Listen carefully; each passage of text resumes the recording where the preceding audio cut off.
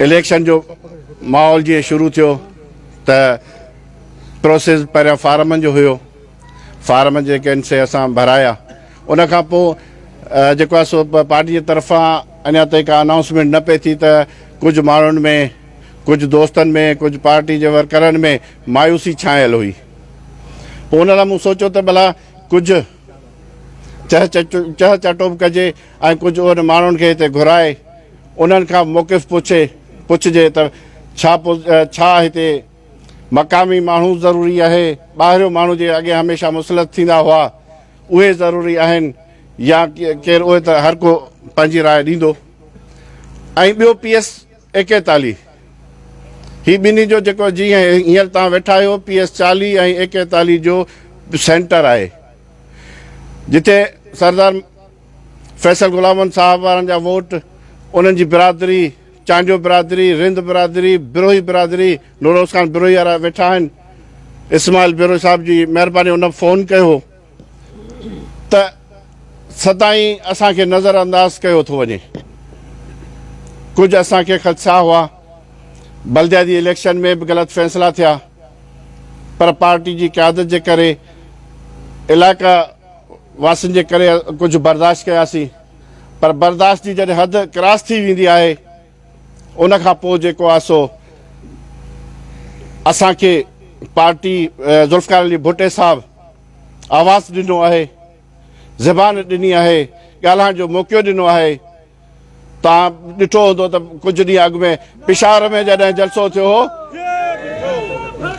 पिशावर में हिकिड़ो जलसो थियो त हिकिड़े वर्कर स्टेज ते बीही कुझु पंहिंजा ॾुख ॾोरिया हुआ चेयरमैन साहब सां, ऐं चेयरमैन साहब उहो हिकु हिकु हुनजो लफ़्ज़ ॿुधो।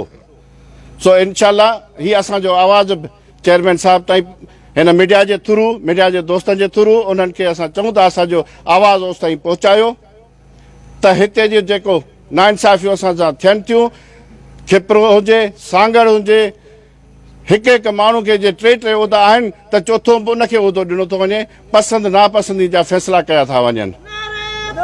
सियासी असीं चाहियूं था त सियासी फ़ैसिला कया वञनि, जंहिंखे अवाम चाहे उहो सिलेक्ट कयो वञे।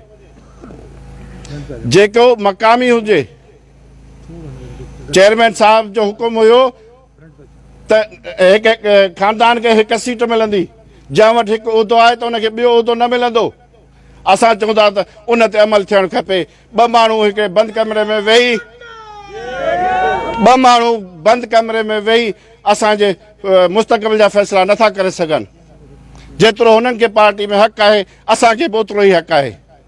ही जेके बि मोज़िज़ अॼु जेको हिते गॾु थिया आहिनि, उहे सभु हर क़ौम जा मोतबर, हर यूनियन जा जेके पंज पंज पोलिंग संभालींदड़ ऐं पाकिस्तान पीपुल्स पार्टी खे खटे ॾींदड़ आहिनि। तव्हां जेॾां बि मीडिया खे आउं अर्ज़ु कंदुसि त सभिनि जो ॾेखारींदो त असां सां डिस्ट्रिक्ट काउंसिल जा मेंबर, चेयरमैन, बॉडी जा जेके बि मेंबर आहिनि, उहे सभु अॼु हिते गॾु थिया आहिनि। इन लाइ त असांजो आवाज़ चेयरमैन साहब ताईं पहुचे त असांखे हक़ खपे। असां पार्टी में रहंदासीं, पार्टी लाइ महिनत कंदासीं। ऐं जेको तव्हां ॾिसो 2013 जी इलेक्शन तव्हांजे अखियुनि जे अॻियां आहे त हितां पाकिस्तान पीपुल्स पार्टी 55,000 लीड ते हारायो हो, MP 25,000 ते हारायो। जॾहिं 2018 में असांखे सीट मिली, उन खां पोइ अलहमदुलिल्लाह ही जेका मुंहिंजी संगत वेठी आहे, इहे मूंसां गॾु हुया। असां पोलिंगूं संभालियूं, असां जहिड़ा कया। 55,000 वारी लीड असां MNA संदो हितां कयो, सांगड़ में जेको तारीख़ में पहिरियों दफ़ो थियो। MPA मां 3500 ते मूं खटियो हुयो, जेका 25,000 जी लीड ते हाराईंदा हुआसीं, मूं 3500 ते खटियो हुयो। उहो असांखे धांधली करे 100 ते हारायो वियो। इहो छाजो असरु हो? ही सॼी संगत हिकु हुई। असां पोलिंगूं संभालियूं, असां मक़ामी हुआसीं, असांखे ख़बर आहे त कहिड़ियूं पोलिंगूं कीअं संभालबियूं आहिनि। असां कफ़न ॿधी एतबार कयो त जेके माण्हू आहे सुबुह जो विज़ू करे विया त शाम सां अलाए असांजो लाश अचे जंहिं असां ईअं अचूं।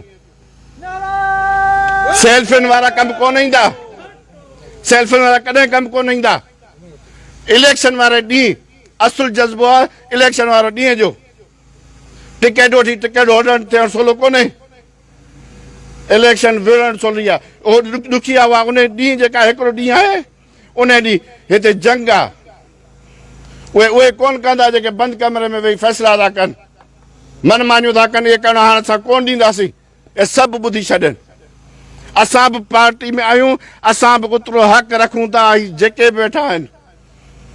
ऐं बाक़ी जेको बि ॿिया मौक़िफ़ दोस्त ॾींदा। मज़ीद ख़बरनि ऐं तफ़सीलात लाइ विज़िट कयो असांजी वेबसाइट www.awamiNewsHD.com ऐं ॾिसंदा रहो अवामी न्यूज़ HD।